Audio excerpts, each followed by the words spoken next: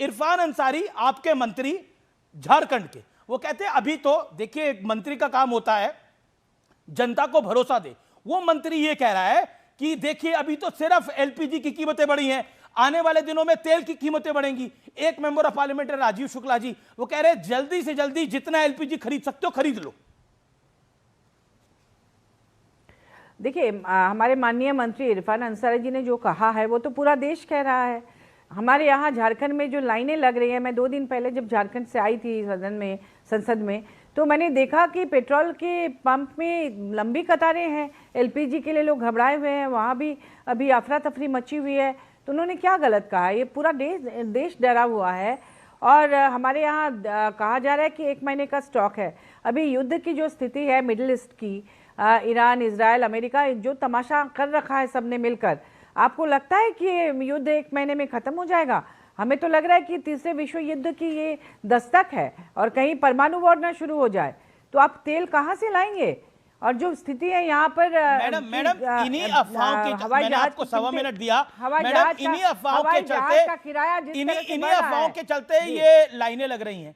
क्या आपको लगता नहीं है कि एक नेता का काम, एक जिम्मेदार व्यक्ति का काम ये होता है अफवाहों के बाजार को गर्म ना करे, लेकिन आप लोग अफवाहों के बाजार को गर्म कर रहे हैं कि इससे आपका पॉलिटिकल हित सध जाए, लेकिन समस्या बड़ी भीषण हो जाएगी इसके बाद। देखिए आप इसे अफवाह कहते हैं, लेकिन एयर इंडिया की टिकटों की कीमतों का बढ़ना क्या साबित करता है कि कहीं किल्लत है तभी तो बढ़ रही है, नहीं तो सरकार तुरंत से रोके, तुरंत आदेश पारित करे। और अभी तो संसद में भी बोला जा सकता था कि एयर इंडिया को फ्लाइट की टिकट बढ़ाने की जरूरत नहीं है, वो तो नहीं कर रही है। तो कहीं ना कहीं मुझे लगता है कि सरकार भी डरी हुई है, वो नहीं चाहती है कि विपक्ष के लोग इस मुद्दे को उछाले और उन्हें अविलंब तमाम मुद्दों को हटाकर सिर्फ इस पर ही बातचीत करनी चाहिए। पक्ष और विपक्ष को शांतिपूर्ण तरीके से गंभीर विमर्श करना चाहिए। बाकी मुद्दे गौण हैं, उस पर ज्यादा फोकस ना करके जो हमारे मिडिल ईस्ट में हमारे लोग फंसे हैं उनको कैसे वापस लाया जाए, कैसे यहाँ जो ठीक है madam, you made your point. मैंने पहले ऑपोजिशन को ही बात रखने का मौका दिया। ओके, सुधांशु त्रिवेदी, कि गैस की किल्लत है। सुधांशु त्रिवेदी, प्राइम मिनिस्टर प्रधानमंत्री मोदी ने कहा वहां भी अफरा तफरी मची हुई है, कांग्रेस हालात खराब करना चाहती है, जानबूझकर उकसाने वाला बयान दे रहा है विपक्ष। कांग्रेस और उनका इकोसिस्टम और लेफ्ट का इकोसिस्टम चाहता है कि देश में पैनिक फैले, संकट में देश गिर जाए और पूरी अव्यवस्था फैल जाए। क्या आपको लगता है ये कह रहे हैं हमारी मंशा, our intent is good, opposition says our intent is good? देखिए महुआ जी ने जो बोला मैं वहीं से बात लेता हूं। देखिए ये जरा इको हो रहा, ठीक करवा दीजिएगा जी। पेट्रोलियम प्रोडक्ट्स का आयात पूर्णतः केंद्र सरकार के अधिकार क्षेत्र में है, या फिर वो जो केंद्र सरकार की पीएसयूज हैं उनके द्वारा होता है, अथवा जो क्रूड ऑयल में डील करने वाली कंपनियां हैं उसमें किसी राज्य सरकार का तो कोई रोल ही नहीं है। तो किस आधार पर झारखंड के मंत्री ने बोला, वो स्पष्ट करें कि उनकी सूचना का आधार क्या है। मंत्री हवा में नहीं बोलता, मंत्री के पास सरकार की तरफ से तथ्यात्मक आधार होना चाहिए। जो विषय राज्य सरकार का है ही नहीं, वहां पर अगर मंत्री बोल रहा तो इसका मतलब मंत्री उस प्रोपोगंडा का हिस्सा बनना चाहता है जो इंडी गठबंधन का पिछले 10 सालों से हर मुद्दे के ऊपर कोई ना कोई भ्रम पैदा करके, चाहे राफेल के ऊपर इन्होंने कहा एलआईसी बर्बाद हो गई, इन्होंने कहा स्टेट बैंक बर्बाद हो गया। एलआईसी बर्बाद इसलिए कहा कि लोग कहेंगे मेरा इंश्योरेंस नहीं होगा, स्टेट बैंक देश का सबसे बड़ा बैंक है वो बर्बाद हो गया, इन्होंने कहा एचएएल बर्बाद हो गया, इन्होंने कहा सेबी बर्बाद हो गया, इन्होंने कहा वैक्सीन गड़बड़ है। हर मुद्दे के ऊपर अराजकता उत्पन्न करने का जो एक दुखद इनकी नीति है वह सामने दिखाई पड़ी, जो झारखंड के मंत्री के इस बयान से बहुत साफ है। अब दूसरी बात मैं कहना चाहता हूं, आज पूरी बात केंद्र के मंत्री खुद कह रहे ना भाई पूरी बात की जरूरत नहीं है। अरे भाई मैं कह रहा हूं आपके मंत्री ने किस आधार पे बोला बताइए। अरे चलिए महुआ जी बताइए, आपके मंत्री ने किस आधार पे बोला? देश की स्थिति के आधार पर। कौन सा आधार है? देश की स्थिति के आधार पर कहा, जो भी आधार है। तो फिर आप फ्लाइट की टिकटें क्यों बढ़ रही है? फ्लाइट की आधार ही नहीं है। अब ये बात बिल्कुल साफ हो गई। कहा तो जब वो विषय ही नहीं है राज्य सरकार का, तो राज्य सरकार का मंत्री क्यों बोला? मंत्री क्यों नहीं ये खंडन करते हैं? स्पष्ट हो गई। नहीं तो आपके मंत्री टीवी पर आकर बोल देना भाई कि किसी को डरने की जरूरत नहीं है, देश में सब कुछ अच्छा है और आने वाले दिनों में भी कोई परेशानी की जरूरत नहीं है, आप लोग लाइन मत लगाइए। ये बयान आप जारी कर दीजिए, आज शाम को 5 बजे अफवाहें बंद हो जाएंगी। आप सुनिए, अरे भाई बात तो सुनिए बिल्कुल। पहली बात तो यह स्पष्ट हो गया उनके जवाब से कि इन्होंने मंत्री के बयान का कोई तथ्यात्मक आधार इनके पास नहीं है, यानी वो अफवाह का हिस्से थे। बात प्रमाणित देखिए, उन्होंने जो भी पीयूष गोयल जी ने भी स्पष्ट बयान रूप से दिया बोला है, और है, आज उससे 5 देश बजे संतुष्ट नहीं है। पेट्रोलियम मंत्रालय की तरफ से भी यह बोला गया है कि किसी भी प्रकार का पैनिक करने की जरूरत नहीं। और दूसरी बात, कान खोल के सुनिए, श्रीलंका में क्या हो रहा है, बांग्लादेश में और पाकिस्तान में 4 डे वीक हो गया, 1 महीने के बाद राशनिंग हो गई है। महुआ जी अपनी टर्न का वेट करिए ना, महुआ जी अपनी टर्न का वेट करिए, महुआ जी अपनी टर्न का वेट करिए। ओके, आपने अपने टर्न पे वेट करिए भाई। मैं कह रहा हूं, सुनिए, मैं सारे विपक्ष के लोगों से कहता हूं, जरा देखिए अगल बगल क्या हो रहा है। पाकिस्तान में 4 डे वीक हो गया है, 4 डे वीक, आधे कर्मचारियों को कह गया work from home. Same thing in Bangladesh, same situation in Sri Lanka. मतलब आपको पता है कि दुनिया में सुनामी आई हुई है, मगर अगर जहाज के ऊपर शॉक लग रहे हैं तो दोष कैप्टन को देना है, सुनामी को नहीं देना है। वाह!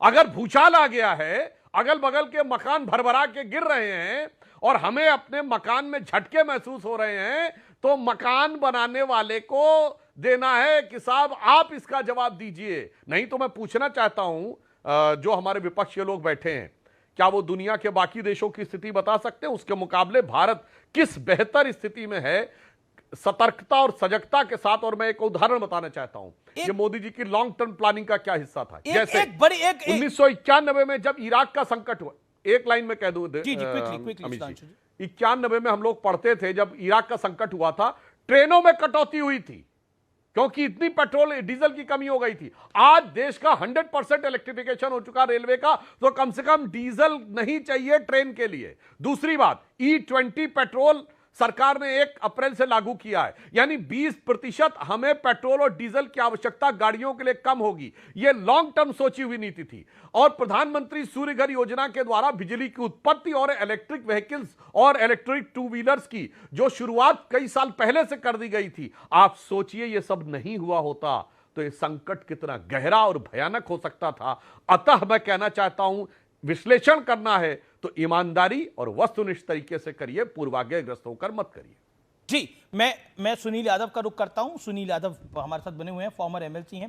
सुनील यादव, 2-3 चीजें बहुत महत्वपूर्ण हैं।